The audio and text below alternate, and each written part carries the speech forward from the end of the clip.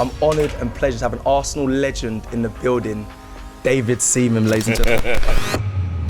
Mr. Dean, can you hear me? No way. It was larger than life in every way, and he was a hero, not just with the fans, but with the players as well. They all loved him. He was that good that in training, Steve Bold and Tony Adams, that he would embarrass them and they would try and kick him to slow him down a bit, and they couldn't catch him.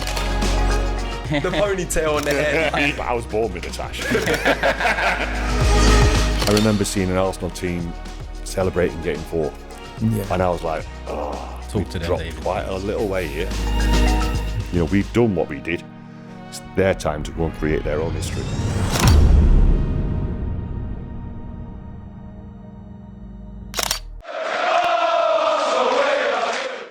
AFTV, Julian, we were sat together watching the game. Obviously the incident, and we just got to go straight into the incident. The incident happens right down the other end, so you don't really get to understand what's going on. At first we was thinking maybe the other player had been sent off because Rice had been fouled. But as it turns out, Rice gets the red card. You've had a chance to see it back. I've seen it back. What do you make of it? Don't hold back too much. Don't hold back. All right, look, my opinion has changed in the last 5 minutes since I saw it. First thing I thought when I saw the incident, and we didn't see it well because it's at the other end of the pitch, was that first of all, the first yellow card was an absolute yellow card. I don't think it was a red. I think it was the right decision by the referee. So to criticise the referee for everything today is wrong. But we didn't see it. But then I've spoke to my dad who did see it, and what he said, and he was a referee, he said by the letter of the law, that is another yellow card, and he felt that Declan Rice he felt that Declan Rice put the referee in a position to give another yellow card. However, I don't always agree with my father, and I've seen it, and I think it's probably the most ridiculous decision I've seen in all the years that I've been to football. I mean, it was so soft, wasn't it? It was soft because, you know, you can see the letter of the law. He kicked the ball away. He didn't even kick the ball away. He didn't go like that with his foot. It kind of bounced off his foot, and he didn't bring his foot back. It went about a yard. It didn't actually delay the kickoff at all. It was ridiculous. So it's not just about... Football's not just about the letter of the law. There's got to be some common sense applied to the rules of the game. Exactly. Otherwise, what you get is what we saw today. It absolutely ruined the game of football for the majority of the people in the stadium today, because the whole atmosphere changed, the whole emphasis of the game changed, and you know, if we lose the league at the end of the season by 2 points, you can put it down to that one incident. I mean, you know, it's like you said, you know, letter of the law, what you want to say. We see those incidents every single week. And a referee just says, you know, move on. Or what, you know, I mean, they're both kind of at it as well. That's the other thing about it. I mean, I just couldn't understand the second yellow. He didn't have to do that. He knows what he's going to do by doing that second yellow is going to, you know, what that's going to cause in the game. I mean, he knows the player's already on a yellow. I think even if he's not on a yellow, it's not even a yellow then. No, it's not. But then again, I don't want the whole interview and everything to come down to let's blame the referee for what happened. Well, he weren't consistent in the game, innit? Because as the last guy just said, João Pedro in the first half absolutely kicks the ball away down the pitch. He didn't get a yellow.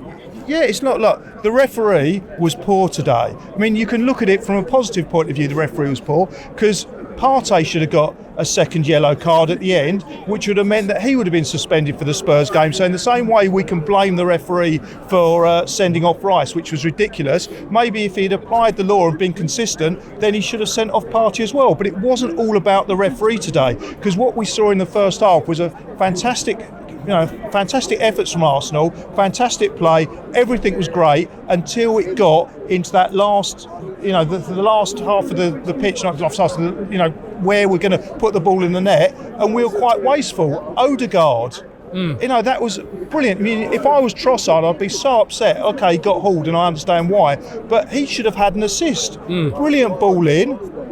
Odegaard comes in, and he basically passes the ball back. You know, you look at the stats of the game, and what we've got there is you look at it, and Brighton had the better of the game. I think Brighton had 64% of the play.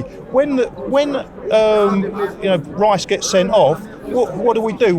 I know we kind of had a bit of a discussion about it, and you thought it was the right idea. You said do not lose the game, but I felt we were a little bit too negative, and by pulling back so much, you kind of bring them on. Yeah, but you've got to win it. I mean, you're down to 10 men. You're up against a team that's known as being a great, passing team.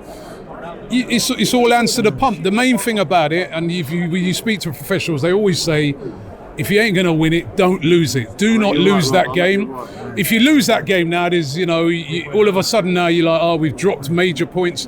You can actually look back at the game now as an Arsenal player with positives that you held out literally for a whole half against a good side that beat Manchester United last week with 10 men. Yeah, and I want to come on to the positives. I want the chance to talk about positives. I don't want this interview to come across as negative, but I'm going to talk numbers now. To win the game, you get 3 points. To draw the game, you get 1 point. So if you're going to roll the dice for 50-50, it's worth rolling the dice and going but if you lose now, to get 3, you're going to lose 1 point. Yeah, but there's a big negativity that comes with losing. You lost. That word loss, when that's labelled above it, right, that is a big negativity. You don't want to lose the game. Every one of the players, the fans today can walk away and say, all right, we didn't lose. And that goes a long way. Okay, you're talking psychologically. I'm talking actual facts. 2 more points. So you would have rather gone for it? 2 more points. It's maths. It's simple maths. 2 more points for win. And I'll give you some more numbers. Having a player sent off means you're 9.1% down. 9.1% down. It shouldn't be that crucial. And a whole half, literally. Yes, for a whole half. It's not like for the last 10 minutes of the game. It's for a whole half. For a whole half. You wanted them to go for it. No, I didn't want them to. I didn't want them What to did go. you want? I did not want them to go gung ho. But I felt that by pulling back as far as they did, that you're bringing them on.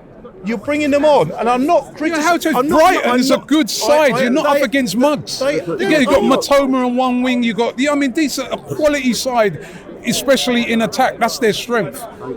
Welbeck's there. What, you're going to go push up? No, you've got to do that tactic. There's a more of a balance, and I felt you bringing them on. Okay, when Martinelli came on, I had a little bit more faith that we were going to push forward, and we had some chances. We had the best chances. We had the best chances. There were 6 clear chances in that game.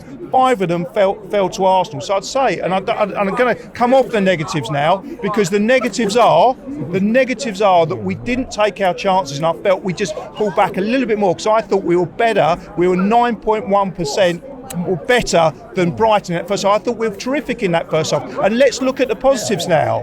The positives are, as you said, the positives are the mentality of our team. We're not losers, we're absolute winners, and Brighton were good, and I'll give them that. And look at their manager, incredible. He's 31 years old. He's only 2 years older than Cecil. Cecil can't even organise renting a car. Look what this guy's achieved. They've come here, they've won 7 games in a row since he's arrived. 7 straight wins, so they're brilliant. So I can't say this was a bad performance. The goal we gave away, not great, but you can't have perfection. So I think overall it wasn't a bad result, and it was a bad refereeing decision.